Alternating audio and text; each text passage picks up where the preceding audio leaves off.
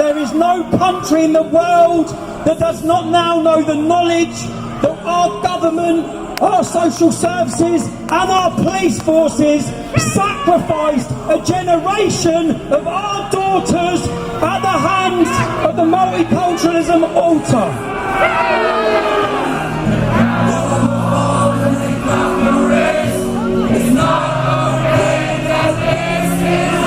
There is the sun.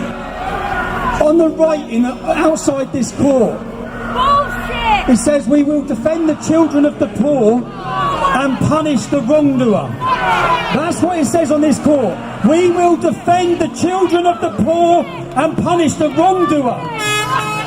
They have not defended the children of the poor. They are punishing the people who speak out in defence of the children of the poor.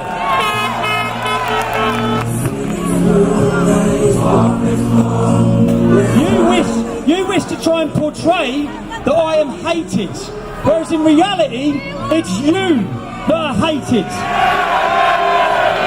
You have lied, you have played your part, and all of you who call yourself journalists, you all knew what was happening to those girls in all of those towns and cities, and you've done nothing, you said nothing. I think we should remember why we are here. What was I talking about outside that court that day? There are still young girls now in every single town and city that have been taken from us, taken from their mums as sexual slaves at the hands of Islamic gangs. I want to spend, if the intention of this imprisonment was to prevent the public having knowledge, I want to spend the next 6 months travelling to towns and cities that have been blighted by these problems.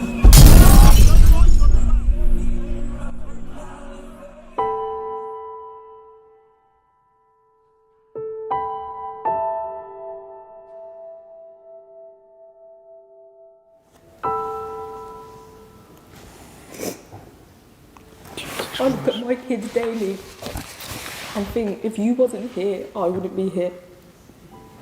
What happened the first time with Bob Barley? I slept with him. How old was you? I was 11, Tom. He had sex with you when you was 11, so he raped you. Oh my God, and were the police involved in that? Yeah, and because the charges were dropped. Who got the police involved? My parents. I stayed to talk to you. Oh babe, I wish I had your number myself. Because I said to my mum yesterday, I was like, Tommy will know the truth. I didn't think I'd be strong enough to sit here now and talk to you. I didn't. Do you mind if I ask why you are sat here talking to me? Because I think that I'm sat here talking to you because you should know the truth. It's all right having it third hand or... Do you mind if I ask why you want me to have the truth? Because I think there's so many other girls out there that are being abused by these people.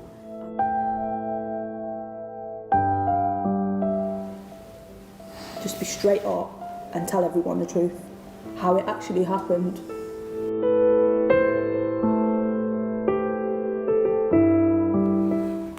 Now I should tell you, an independent inquiry into the sexual exploitation of children in Telford and Wrekin has been going on for well over 2 years. It's been led by the law firm Eversheds Sutherland. The problem is, and I'm quoting from its terms of reference, the aim and purpose of the inquiry is to raise public awareness into child exploitation in Telford during the period of the inquiry, and the inquiry wants to hear from survivors of abuse. But if accusations are made, the accused will be notified of the accusation and given the name of the accuser. That's a legal obligation. The accuser can object to the accused being informed, but then the inquiry cannot use their evidence.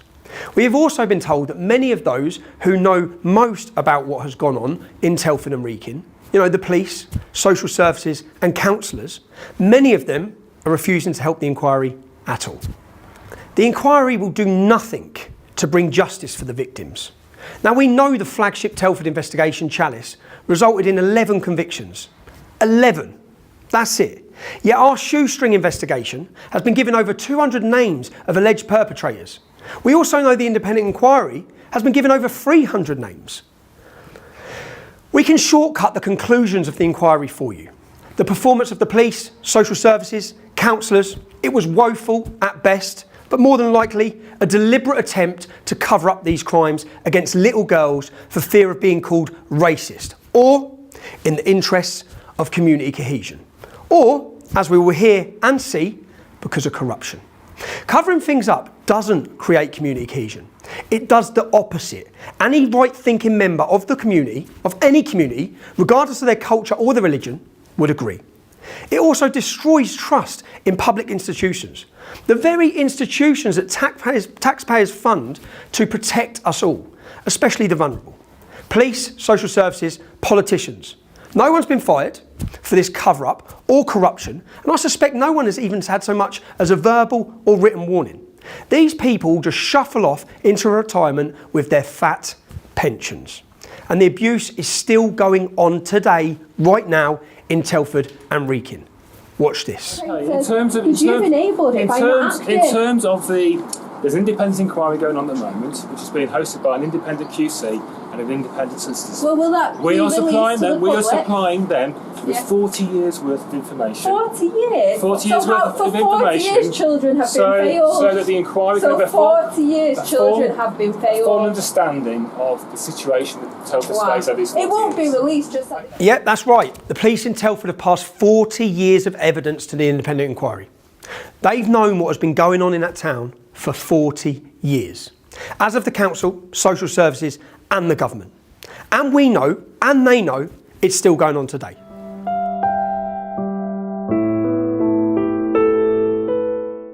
Can we start at the beginning of the abuse, yeah? And go through, so because we've got your dad's account, but we've not just got your dad's, we've got 4 or 5 other girls from Telford's accounts. A lot of the names and the actions matched up with some of what your dad said. But are you comfortable if we just talk through so I can hear it? Yeah. That happened when I was 11. Yeah. At the Mint Indian in Trench Road. Yeah. I started working there. Maybe in April, summertime it was. And for the first 3 months, I was doing deliveries with Dad. Then it became a thing where someone took a holiday and they said, I need someone inside. So I started working inside. Is this in the evenings? Yeah. I worked there packing orders. Yeah. And answering the phone. People would come in there and look and think, well, she's too young to be here. Or they would say, oh, do you work here? I'd be left in the restaurant then while Dad went on deliveries, packing the orders. You know, then you get the flirty eyes and the touching and be like, oh, well, there's not enough space there, knowing that there was space there. Then my dad started working on the pizza shop next door. He renovated it and a new face appeared, Barbara Ali. I started talking to him. Then he started touching me sexually. When you was 11? Yeah, when my dad would go, he would touch me sexually. And, you know, I thought, oh, it's normal. I'm a kid, I thought it was normal. And obviously then I started talking to him, meeting up with him on his days off or when my school holidays. One day my mum found out. She caught me texting him on the laptop and it stopped. So your mum found out and it stopped? Yeah. But he'd been raping you? Yeah. And how old was he? He was about 28. Where would he rape you? In his car. You were 11? Yeah. So it started for you when you was just 11? Yeah. And you said the police were involved? Yeah. And my police officer was DC Joe Hayes. And that's when you was 11? Yeah. So DC Joe Hayes was involved at the age of 11? Yeah. And did they arrest him, They did Barbara Ali? investigations. He was bailed. Okay. And then about 6 months into the process, fell apart. So I was told. But even if you were to not pursue the case, the police should have prosecuted him if they had? Did you give a statement? Were you I did tell a video statement? I did 3 hours of video statement. They had my laptop, they had the phone. All his messages? Yeah. And from that police investigation, so the charges were dropped? Yeah, everything was dropped. When all this was blown back up with Telford, did the police come and speak to you about that case? No. Has anyone ever spoke to you about that case? No. But they did arrest that man at the time? Yeah, and bailed him. And his name? Barber Ali. Where's he now? Birmingham. He's living in Birmingham? Because he tried contacting me again on Facebook. Recent? 2018. And he's in Birmingham. And what was you told when you was 11? He was deported. Now, before we go further into Nicole's story, it's time we heard a little more about one of the families in Telford. In fact, 2 brothers. Gulfras Khan, also known as Gaz or Bugsy, and Mohammed Charlie Khan. There are a number of allegations in what follows, and we have been given the names of these 2 men by several girls. We want to be clear, nothing has been proven against either of them. Like the independent inquiry though, we will be giving them the right to respond to the allegations made. Where would you be? I'd be in the car. With? Either Mohammed Charlie Khan, Rizwan, Tariq, Mahmood, or Bugsy. And how old was you? 12. And what would they be doing when you're in the car? They would talk to me about going to meet certain people, not to tell my dad if they told me to go to that person. Okay. So days off, I'd say to my mum, I'll feel ill, or and she'd be like, oh yeah, you can have the day off. And I'd go out. And going out, I'd drop drugs off, I'd meet certain people, drop money off to people. When you were aged 13, 12 and 13, 4, who would you be doing these errands for? It'd be either Bugsy, Mohammed Charlie Khan, or Aguil Khan. This boy's single, or this guy's single, well not boy, but this guy's single, you know, maybe you should go meet him. And This was Mohammed Charlie Khan? Yeah. And you was how old? About 12, 13. And it became a vicious circle because if it wasn't Mohammed Charlie Khan, it was Gulfras Khan. So Mohammed Charlie Khan and Gulfras Khan, did either of them rape you? No. But they were the ones that were telling you who you had to go and meet? Yeah. So he would make me believe that, you know, I had to do something. Yeah. Or I would be physically either beaten. He would When you say tell my parents or my dad. When you say do something, you mean he would make you? Go and see perpetrators. Okay. Be abused by perpetrators. Okay. So he would be Charlie Khan? Mohammed Charlie Khan. He was also a mental abuser. He would tell me to go and do things to perpetrators. Who are the main people instructing you and telling you who you had to go and have sex with? Mohammed Charlie Khan and Gulfras Khan.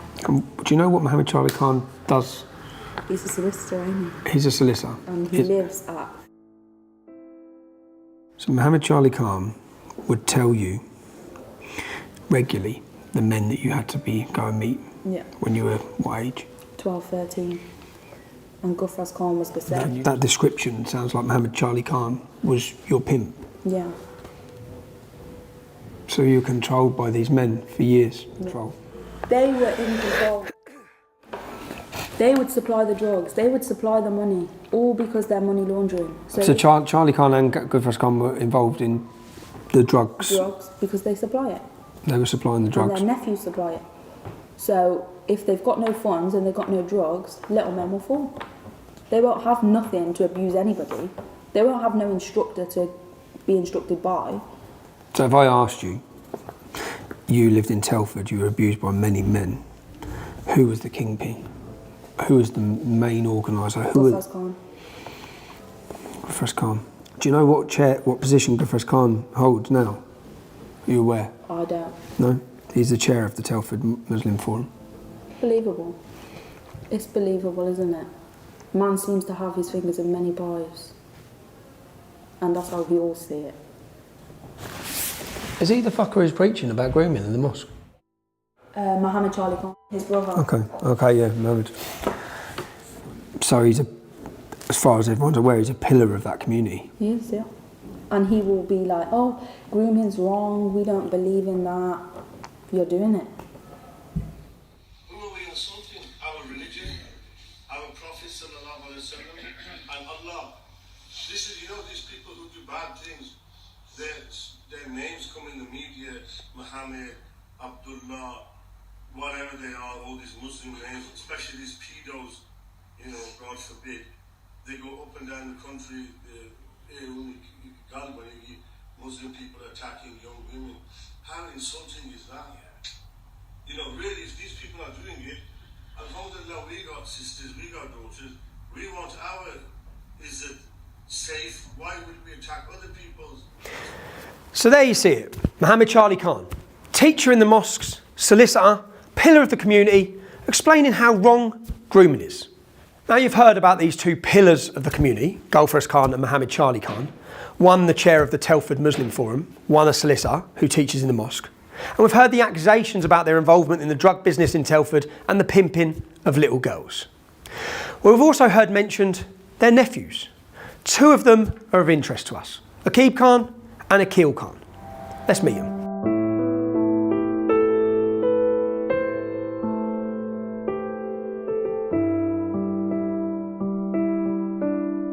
See me in a Rolls Royce, a 6 or 7 star hotel, living my life to the fullest.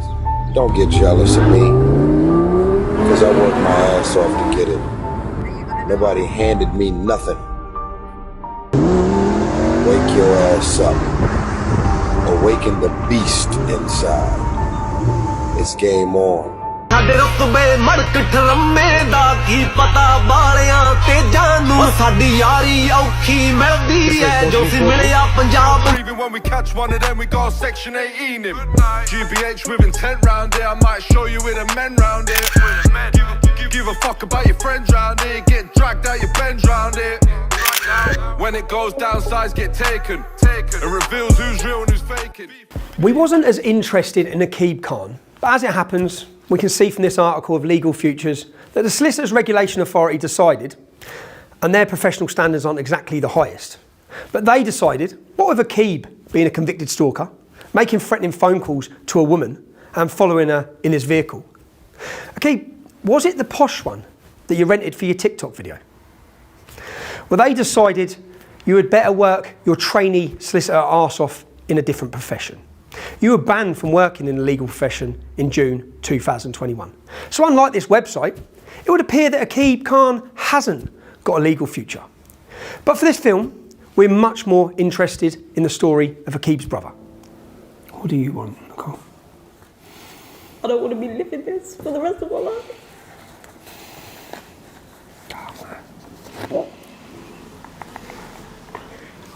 I want to be able to move on and bring my kids along. I've got 2 girls, Tom.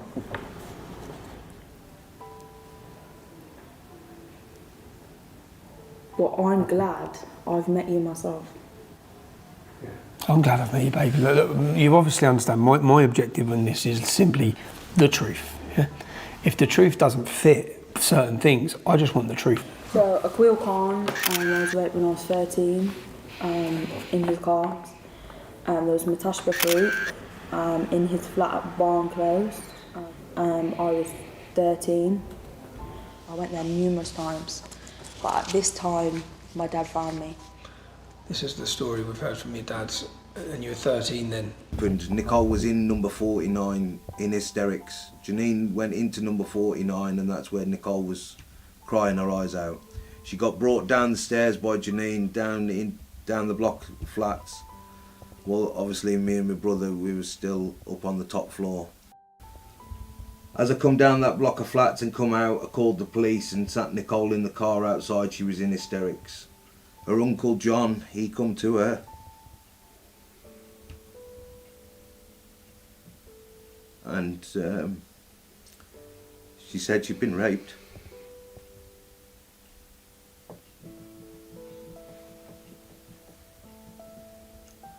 He was that hurt by it, he got out of the car and he couldn't wait for the police to come. He needed to go. And then Mark's brother, Paul, he sat in the car with her. She'd explained to him what had gone on. And then the police asked him to go to the police station. And he said what what was said in that statement, it was heartbreaking, and I'll never forget it from that day to this. Of what they did to her? Yeah.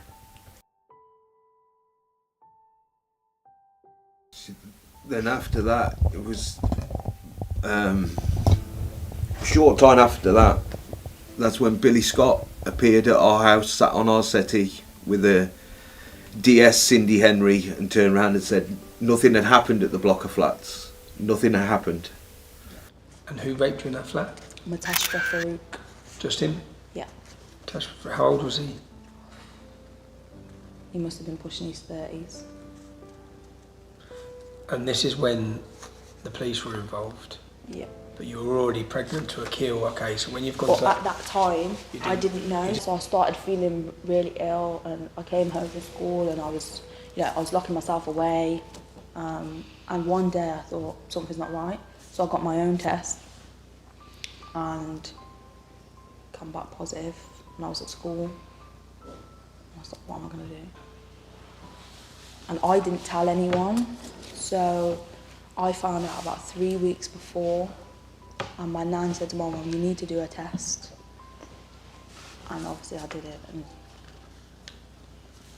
so then when you've done that, police have got involved. I guess you give a statement explaining about Gil and explain. Well, I've got, Tom, I need to call the police because I've got a big file, right, that I've wrote myself. It's like a diary of every account that happened, every person, every name, every address, every phone number, every registration number.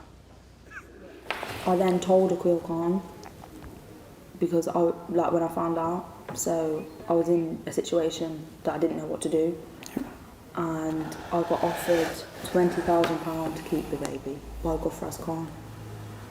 Gufraz Khan offered you £20,000? Yeah. There was also Sham Hussein, he's from Birmingham. That started when I was 12 until I was nearly 14. He raped you? Yeah, he raped me in his car. We went to Newport, there was a field, and we drove down that field, like a back lane. How old was you? 13 and a half. And what's his name? Sham Hussein, and he had a silver Corsa, 12 plate, like new shaped. And he took you out was it pitch black in the middle of... It was daylight. Daylight? Yeah, and there was a lady, she had some dogs, and she was like, what are you doing? She's a child. Then there was Cam Khan. He took me to the back of Shifnal to buy a tree and raped me there. I was about 13. I met him at McDonald's car park where I did oral sex in the car with him. How old was you? 13. They're like, oh well, she hasn't made an effort today, so then you're beaten. So you were forced to attempt to look good and impressive for their sexual desires. Yeah. It's like now, through fear of being attacked by them. Because of this, I don't wear makeup on a regular. It's because I've come here today. I don't wear makeup, Tom. I can go out of my house with a plain face and feel alright. I can go out, not looking like a tramp, but be a different person because I was forced for so long to have that look. Yeah. And I'm only just getting back to myself where I can feel comfortable in my own body. Because for so long, they was like, oh, you're fat, you're this, you're that. So for so long, I tried to be someone I wasn't. What other sort of descriptive terms do they use for you? I was called a gura. You was called a gura? Which is a white bitch. Do you remember who by? Numerous of virtually all of them. Were they using that term when abusing you, when sexually abusing you? Both. Like if you didn't look a certain way, they'd be like, the slaggy guras here. So you're regularly called a white bitch? So I was constantly like feeling like I had to be someone I wasn't.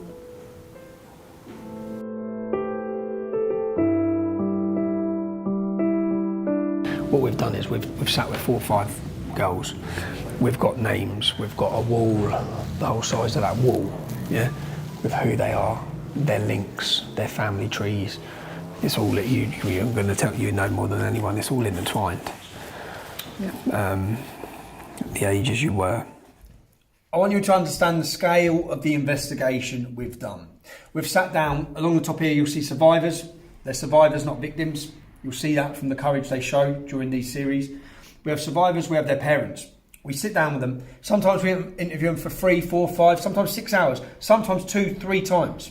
We then take the interviews, we go through, we transcribe it, and we take out the details and the names that they give us that the allegations are against for who's raped them, yeah?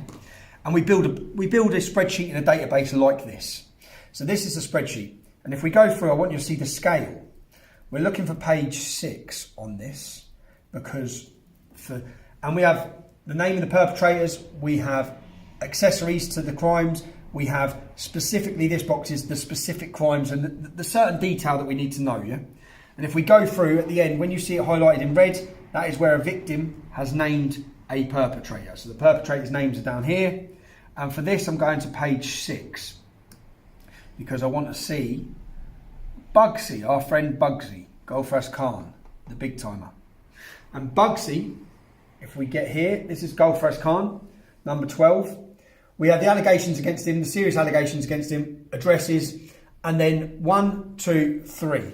This means he's been named by 3 different survivors as being involved in their prostitution, in their trafficking, and in their rape. Let's carry on going so you can see the scale of this, okay? We've ended up with hundreds of names. We know the police investigation identified over 200 men in Telford alone, yeah?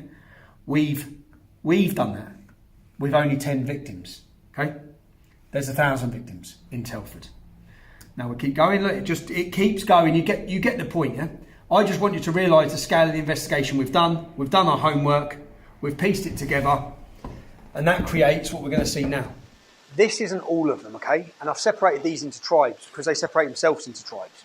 These gangs, there's different gangs that operate in different parts of the town. We're focusing on this, okay? This is the family tree we're looking at the minute. We have Bugsy, we have Charlie Khan. We have allegations against pretty much every family member, okay? But we're going after the ones with multiple allegations. And when you say you met them, the names you just listed, this is you're 12 years old, you're working in this Indian restaurant.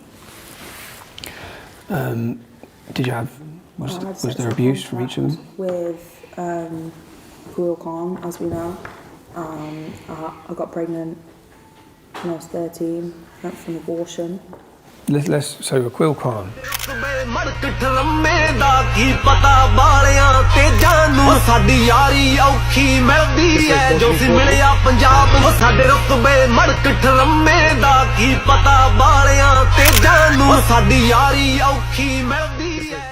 And was he regularly? Was he sexual contact? Was he raping you? Yeah, it was sex, yeah. It was sex? How often? It was just the once. Just the once? Because I knew it wasn't right, like something wasn't right, like they were getting me to do things, otherwise they would blackmail me. Do you mind me asking what they were? They would blackmail me and say they would kill me. Yeah. They would go and tell my dad, and that was my biggest fear, telling my dad. So Aquil Khan, you said he's raped you when you were 13. Yeah. Well, you were impregnated, yeah? Where did that happen? It happened on Donington Boxing Club car park. I've been there. And he took me, do you know where the SO Field is, by the McDonald's? Yeah. He took me to, there's a theatre there, and it happened on that car park. So when you met the police and you've given them all this information, you was willing to be a witness in the case? Yeah. What happened? Well, it's like information was given from my dad, accounts from my mum of what she knew, and all of a sudden it was NFA, and it was like. So you've given the police a catalogue of names, locations, dates of rape, of abuse, and what did they? And so from your point of view, at that point, how old were you in 2013?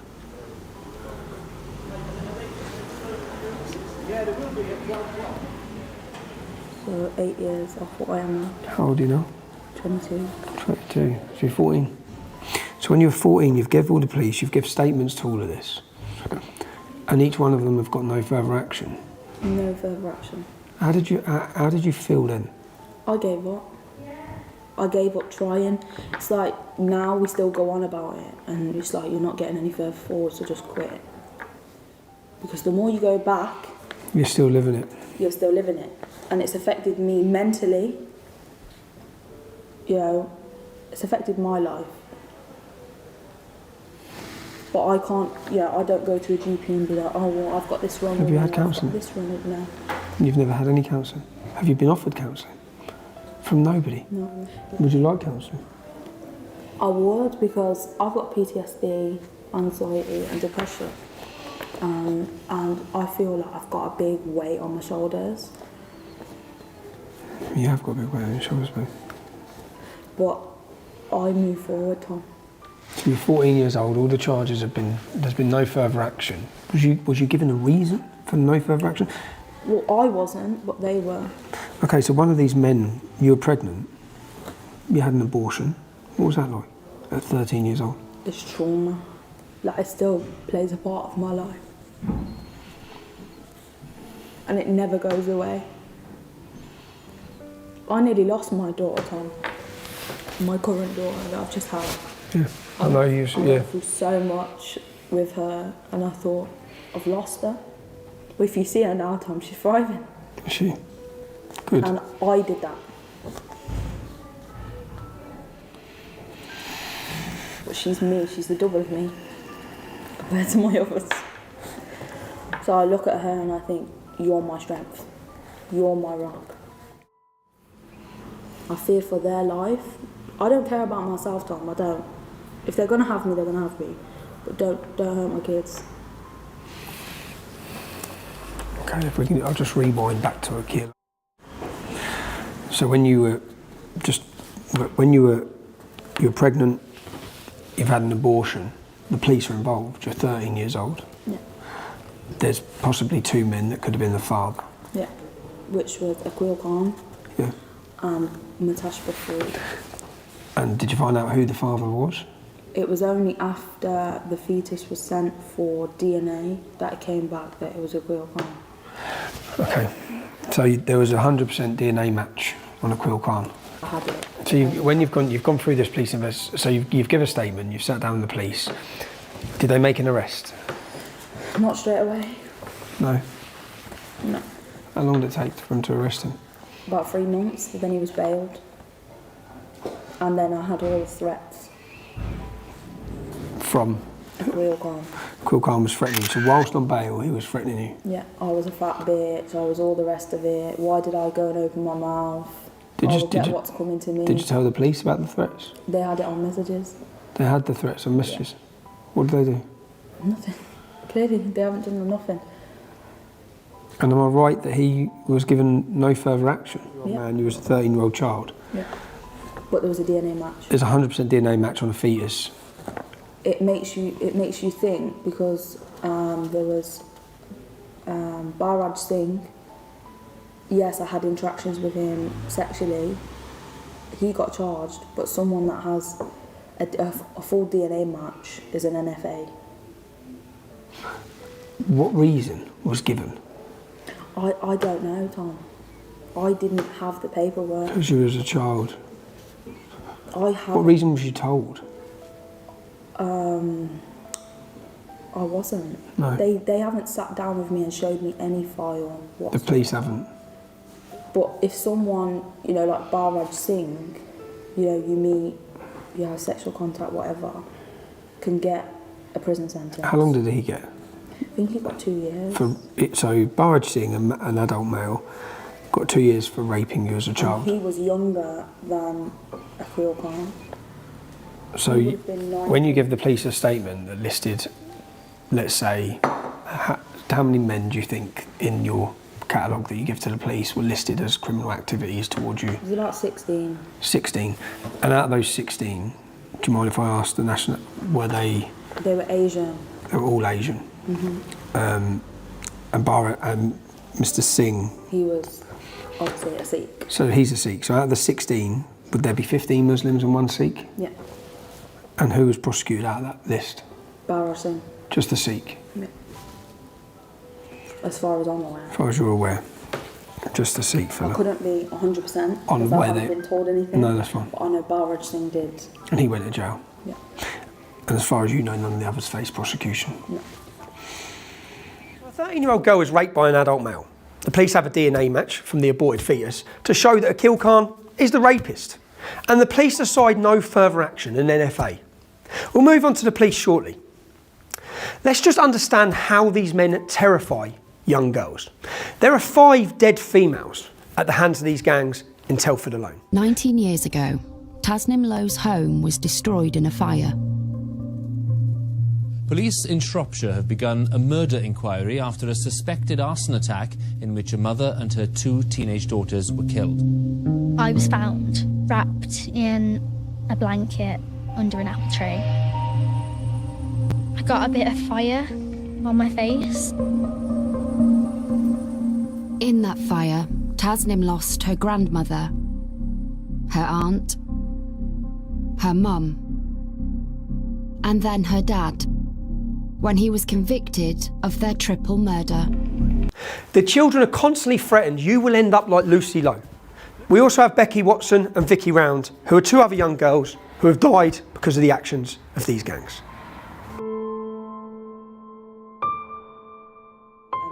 Also, Gufraz Khan didn't physically abuse me, but he was mentally abusing me. Like if I said I wouldn't do something. So was Gufraz Khan giving you, telling you who you had to sleep? Yeah. He knew about Cam Khan, and he bribed me and said, if you don't sleep with him, I'm going to tell your dad everything. Can you tell me what do you think of the power that all of these men you're naming? What sort of power do they hold in that area? They're very high up. They're well known. They run Wellington. They run Oaken Gates. And anybody that knows anything about them, they will do anything to hurt them. So they are violent? They are violent people, and if you don't do what they say, they'll do things to you. I remember, Tom, they used a car to run someone over, and it was hidden behind the restaurant for months. To take you back to when you were 13, from 11 to 13 or 14, just how scared, when you're going to have to meet these men, how scared are you? I was petrified. And I would play hell if they wouldn't let me go, my parents. If my parents wouldn't let me go out, I'd play hell. Because I'd know, when I did go, the consequences. Which were? It would be people, they would hurt me, Tom. Physically? Physically hurt me. And I'd have bruises. I'd come home, go straight in the bath. I'd shut everyone out. Because I knew if my parents said, no, you weren't going out, they would hurt me. So I would kick off a big fuss to go. How would they treat you when they... Was this a matter of old men having sex with a young child? It was more like... Were they physically violent during, whilst raping you? Yeah, Were they? It was violent, and it's horrible. It's just torture, and I felt I was tortured all the time. It wasn't the fact that they fill your head with nonsense. Oh, she's pretty. She's blah. She's blah. Oh, she hasn't made an effort today. You had to look a certain way all the time. So if I didn't have like my makeup or whatever, I'd kick off. So we've heard how the police took no further action against Barbara Ali for raping Nicole when she was 11. We've heard how the police took no further action against Akil Khan when they had DNA proof that he had raped Nicole when she was just 13. What is going on? I'll tell you my motive with this, just to be straight, is if these men are not going to get prosecuted, I've heard from you, I've heard from lots of girls, I want the whole country to know who they are. I want them to know where their businesses are. And I also want to shine a light on the fact of the police failure and why was there a police failure. What do you know of an allegation that the police were being paid? By dodgy eye in it. Can you explain? Can you tell me what you know? I remember the envelope. You remember? And it was a very big envelope, and it was for Gofraz Khan. He was supposed to go to prison, and this envelope was passed down the table, and the evidence was lost. So Gofraz Khan was supposed to go to prison for, do you know what crime? Money laundering. Money laundering. And was this when you were working in the restaurant? Yeah. Tell me what you witnessed. There was a lot of people that night. There was Dad, there was Tariq Mahmood, there was Rizwan Hussein, I think his name is. There was Munchie, there was Bugsy, there was Charlie, there was Akil Khan, and then there was this police officer. Can you describe him? He's quite tall, he had grey hair, dodgy eye, slim build. He's about maybe 6 foot tall. Was he stood at the bar with them, at the table with them? He sat at the table because they had all just finished eating. He was eating with them as well? Yeah.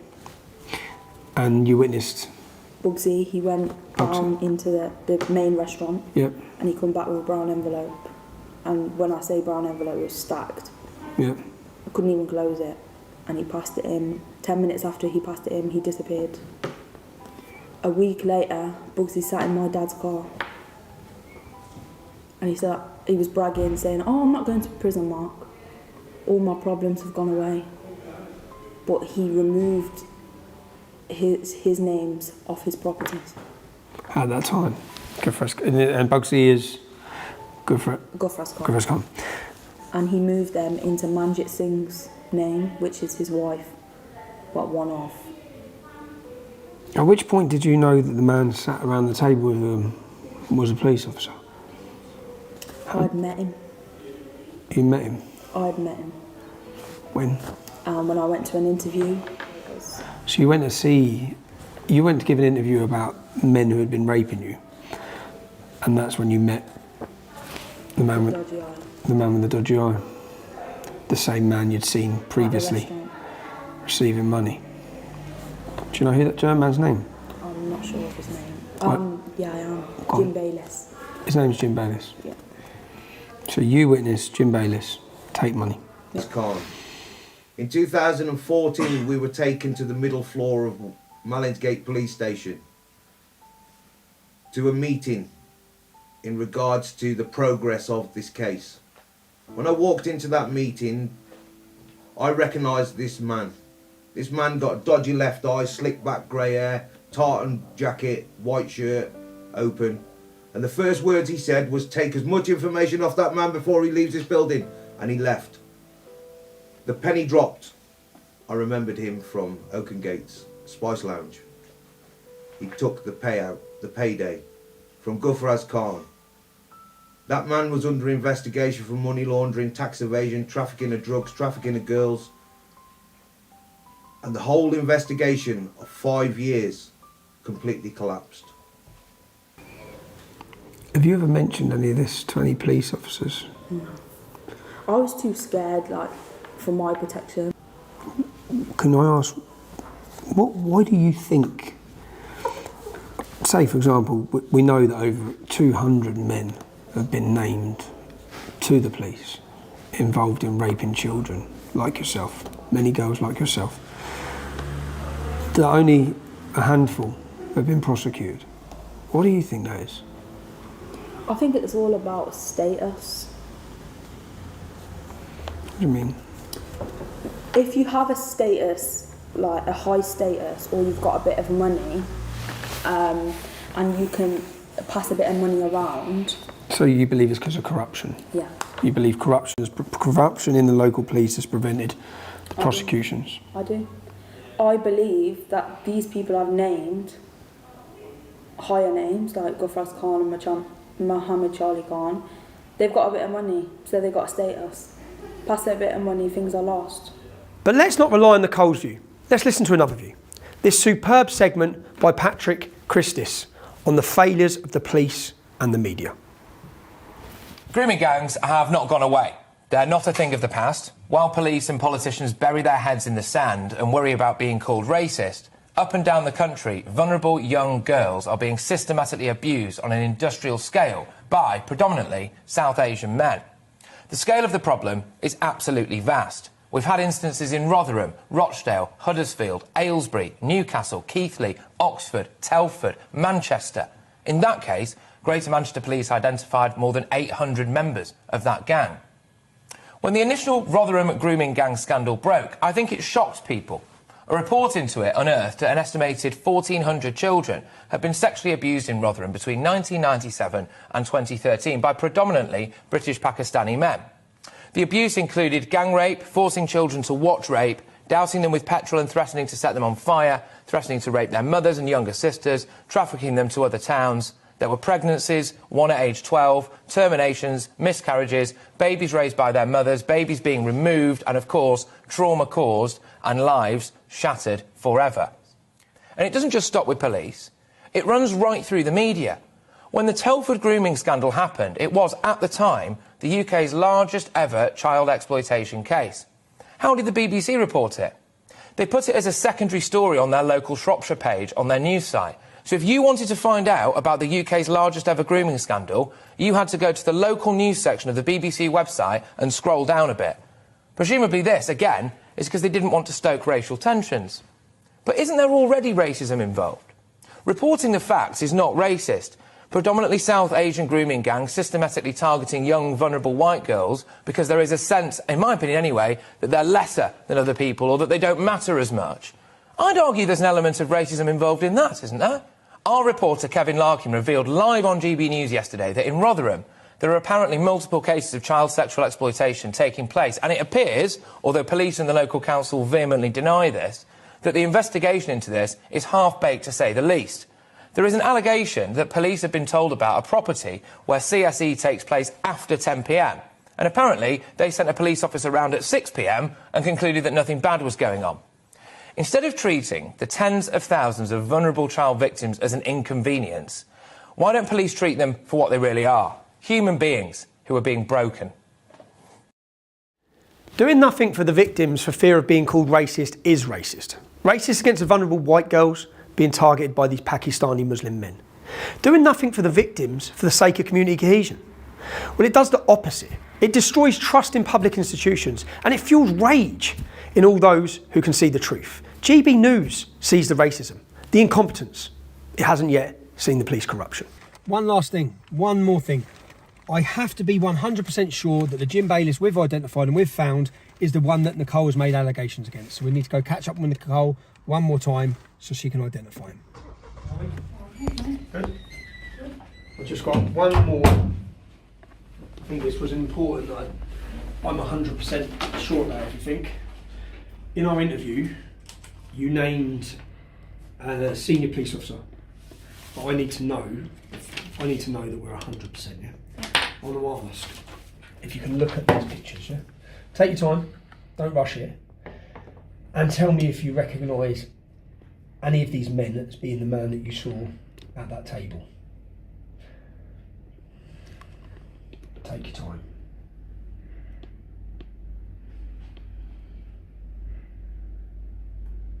This one. This one, 100%? Yeah. Yeah? Yeah. Okay. 1,000%. 1,000%? Yeah. Okay, that's enough. I'm sorry for doing this. I mean, I have to be 100% before I make an approach. That's absolutely fine. Yeah? Yeah. Thank you, Nicole.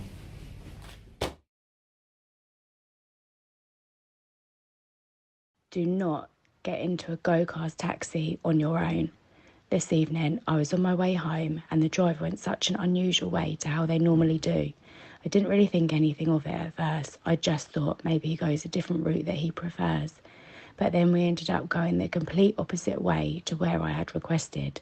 He then powers off the phone that was tracking where we were going and pulls up into some building estate, not a clue where. Turns the engine off and looks at me. Me being me, got straight out of the car and walked to the closest sign I could find and rang my mum. He then pulls up alongside me and repeatedly tells me to get back in. I mentioned the fact I'm on the phone to my mum and he speeds off. It was a very scary encounter and I wouldn't wish it on my worst enemy. Please be careful when booking with Go Cars and do not get in on your own. The accounts from Nicole's years of abuse at the hands of these men are heartbreaking and they're endless. Remember, apart from the DNA evidence that Akil raped Nicole when she was 13 years old, nothing's been proven. So we think it's time to ask Gulfrez Khan, Mohammed Charlie Khan and Akil Khan for their side of the story. We must also question Jim Bayliss about the accusations of corruption that he's been working with these gangs. A brief on what this is, yeah? We've spent the last 12 months investigating rape gangs in the town of Telford. We've sat down with multiple victims. For example, this is the story of one victim. Every name you see written in black is the name of a man that has raped her. One child this is. We've sat down with multiple victims, okay? And we've got over 200 names of perpetrators. We know of over 200 men that have been involved in rape in this town. We have the targets you'll see here. We have many targets, many family trees. Just so you understand, the allegations are these men control the drugs in the town, they control the prostitution, they're heavily involved in violence, okay? Today's targets. Gaz Khan, he is the leader of the Telford Muslim Forum. They're all high ranking, yeah? Charlie Khan is a solicitor and he preaches in the mosque. Akil Khan, he's impregnated a 13-year-old child. None of them have been charged, none have been arrested. We understand why when we got into this investigation, because we have allegations that a former senior police officer in Telford has been spotted with these gang members, has been taking money off them. I need to know every single detail about all of these men. I need to know where they live. We need positive IDs on them. We need to make sure that we know it's the right house. I want to see where they are. I want trackers on their cars. I want you to follow them. I want you to get up close to them. Every single one of their moves, yeah? We're starting on these, but we've got dozens of targets. We started off, we were going to do a film just on Telford, but we want to tell each individual victim's story now, because there's so many targets to highlight. So if we can, we'll start there. We'll just start, get out, we'll meet again. I just need to know every single thing about them, because the purpose of this is for me to give these men a right to reply. There's allegations at all of them, not by one victim, yeah? By multiple victims who do not know each other. That's the point. So we need to see what they've got to say, and I think the British public will want to know who these men are.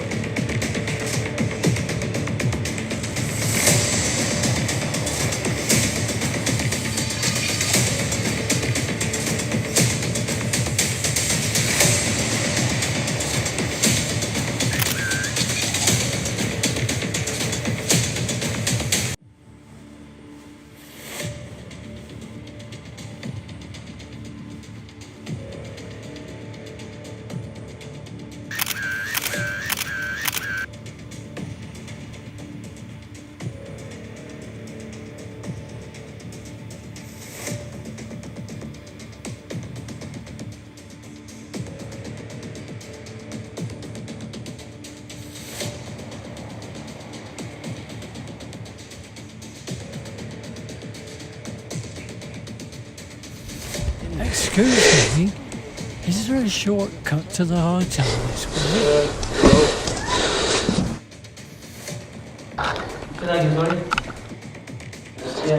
Give her that number at 7 o'clock to contact me. We're live. This is Akil, he's come out of his house. This is the vehicle of one of our surveillance teams. Now, the reason why this is so important, because they can get up close. They have zooming cameras at the front, zooming cameras at the back. We can position ourselves near any of their houses. We can identify specifically that it's them. This is important because I need to make sure I'm approaching the right people with these serious allegations. This is where the film gets interesting. I cannot publish these allegations against these men without giving them their right to reply. So we're going to go find them.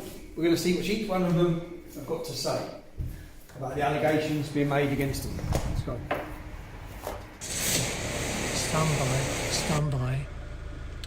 X-ray +1 are out. Moving to their car. They've entered their car and they're pulling off. Orange 1, over to you. They wouldn't have been there that long. That's in there. Oh, that one there? That's in there. Yeah, just seen him go past. That's out of the tree, yeah. Okay. You won't sit too blatantly then. Got him. Left.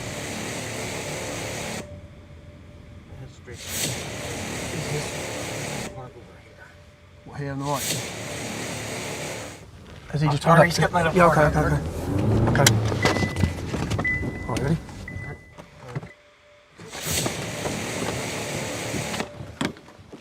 Bugsy. How you doing, mate? My name's Tommy Robinson. I've got to ask you some questions about my documentary, The Rape of Britain. We have serious allegations from children who say that you were involved in the rape and prostitution of them, that you were a kingpin and having them trafficked. Well, can we talk? I've got some questions. We have accusations that you trafficked young children. You trafficked young children. You were the kingpin. You chose who they were raped by. You prostituted them. What is your relationship with Inspector Jim Bayliss? Bugsy, what is your relationship with Inspector Jim Bayliss? This man, what we need to know is that these children, these are allegations against this man, and the allegations have come in from children who have fled the country. These children are in hiding. They're a decade on, they're suicidal, they're damaged, mentally, physically, destroyed, And these men, all the many allegations against, just so people know, are living the life, driving their sports cars, living in big houses, and have the rule of this town still. They haven't been driven from their town. None of these people in hiding like our victims are. So, they're allegations. You're going to see the allegations. You're going to see Series 1, Series 2, Series 3, Series 4, Series 5. And so we know there are multiple victims who do not know each other who have alleged this man has trafficked them throughout this town. Come on, let's go. Whereabouts? So is he in KFC car park, yeah? He's right at the drive-through. He can't get out.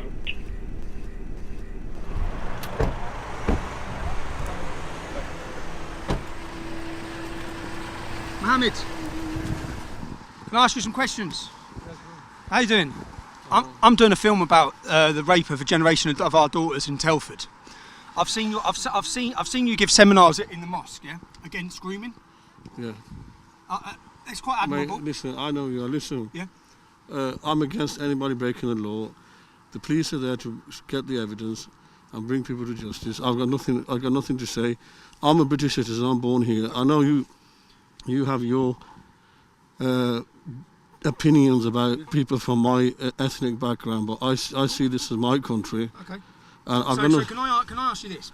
I've got nothing to say to you. I'll just ask you this one question. Come on. Why would 3 individual girls who do not know each other all be telling me and giving me statements that you have been involved in their grooming, in their trafficking, and in their prostitution? 3 girls that do not know each other in this town. Why would they be telling me that, Charlie? Listen, this is complete a lie. I have never ever been involved in any of this business or anything like that. I've been married for over 20-something years. People who know me can vouch. I've never ever been. I'm asking that question I don't again. know. Why would 3 girls who do not know each other say that you've been involved? I'll give you one scenario. You dragged a girl in the room, you threw her on the floor, and freshie migrants come in one by one and gang raped her. Listen, mate. What do you have to say to that allegation, Charlie? I have got nothing to say to you. What's your relationship with Inspector Bayliss, Charlie? Who? Inspector Bayliss. I've got nothing to say to you. What's your relationship with Inspector Bayliss? I don't know what you're on about. I'll ask you again, why would girls who do not know each other, give me your name as being involved in grooming them, trafficking them, and prostituting them?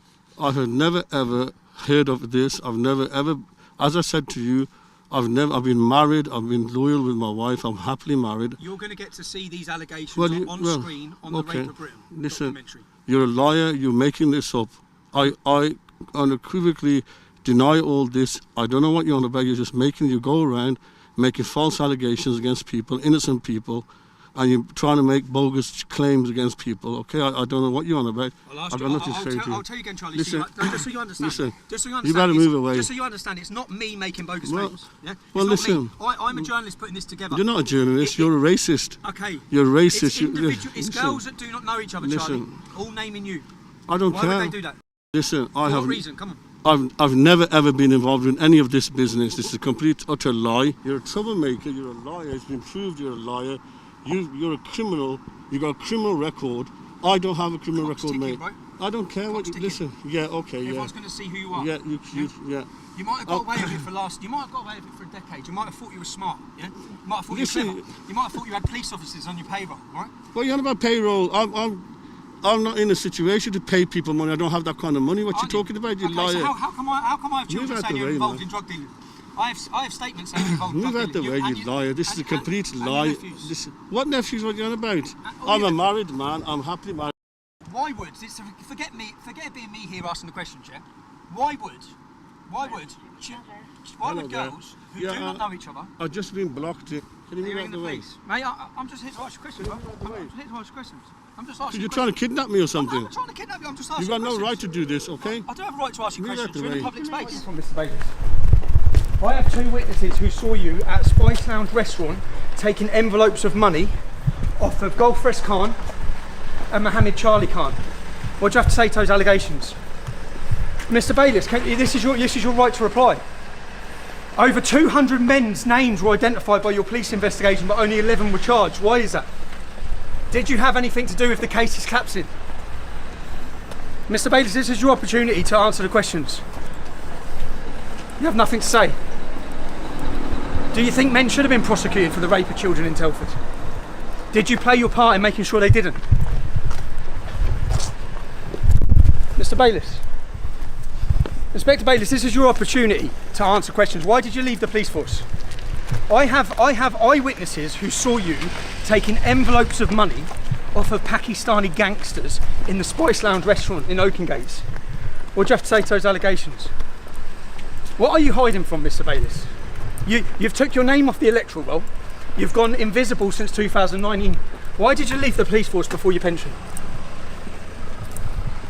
You're not going to answer anything. Is this your version of a no-comment interview, Mr. Bayless? Seriously, this is your opportunity to answer. I have witnesses who place you sitting round a table with Mohammed Charlie Khan, Gulfrest Khan, all known Pakistani gangsters from Telford. You're sat at a table with them receiving envelopes. What were in those envelopes? Have you took money to collapse cases? Is that why you left the police force 2 years ago, and is that why you're now in hiding? What is your relationship with Gulfrest Khan? What was your relationship? What's your relationship with Mohammed Charlie Khan? Are they your friends? Did they use you to escape justice in Telford?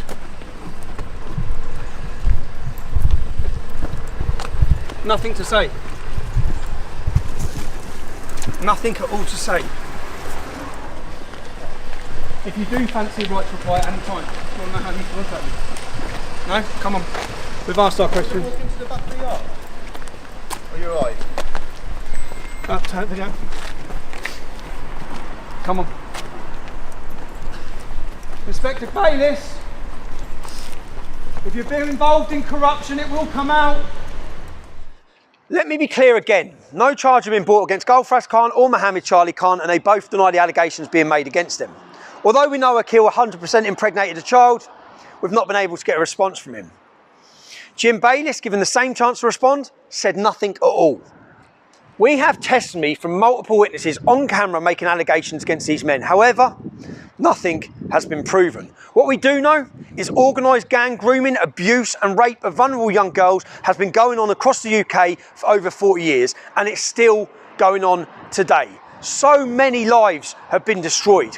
And if the people we elect to lead us genuinely want to achieve community cohesion, they would do well to recognise the nature of these crimes and apply English law without fear or favour, free from misguided political influences and free from misguided cultural sensibilities. English law for historic crimes, for now and for the future, regardless of the characteristics of those who commit the crimes.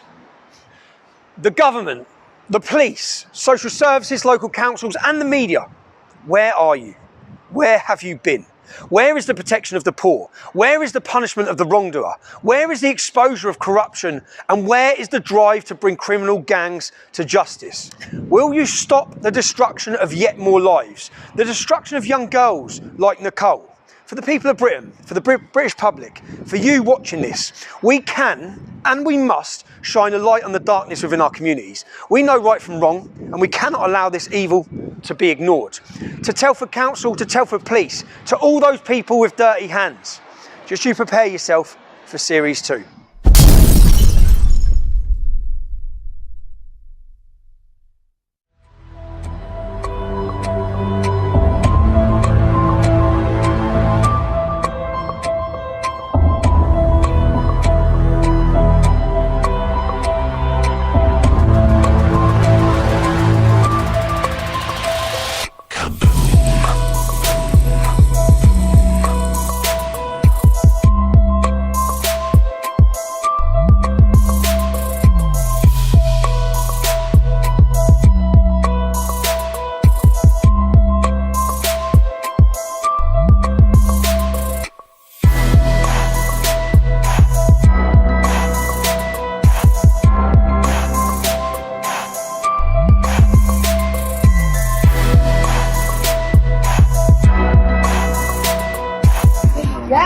pulled up, they've jumped in front of us, jumped out, bricks, bats, the lot.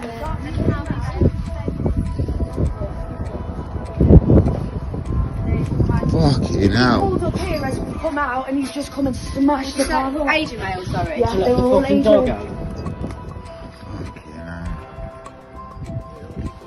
She must have been absolutely terrified.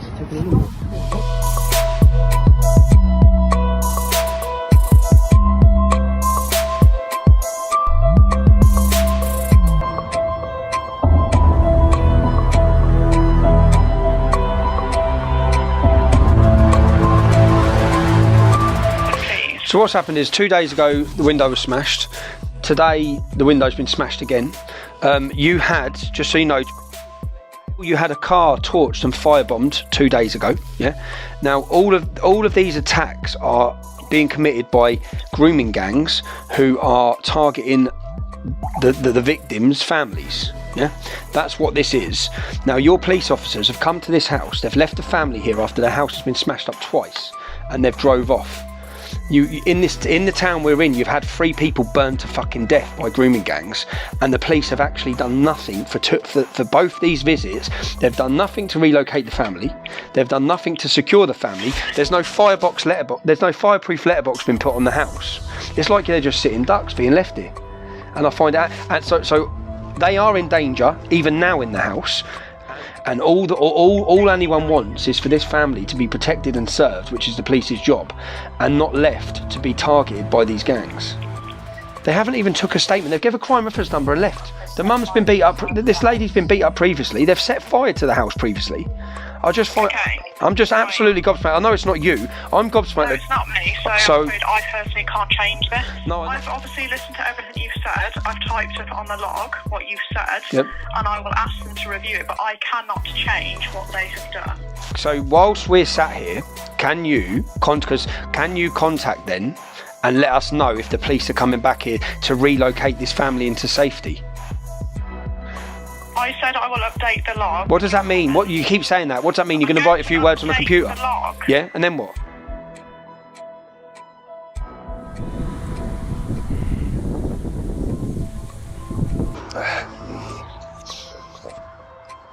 This is the last van load.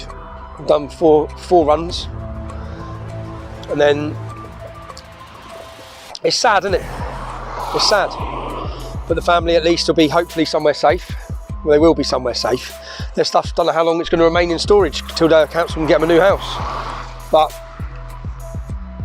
it's a travesty that the families of survivors are having to leave this town whilst the men roam around like they own it.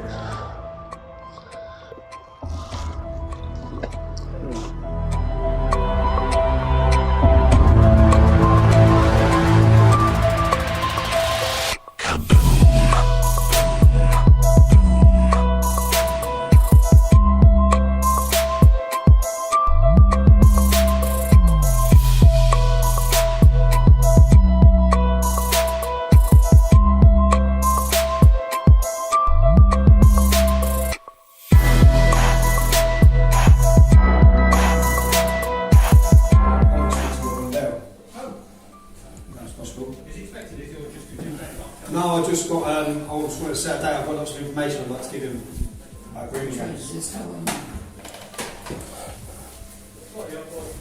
No, not about this, sorry, yeah. No, so I've got, I wasn't meant to be up here, I was going to come up Monday, but I've just got lots of information that I want to hand to him.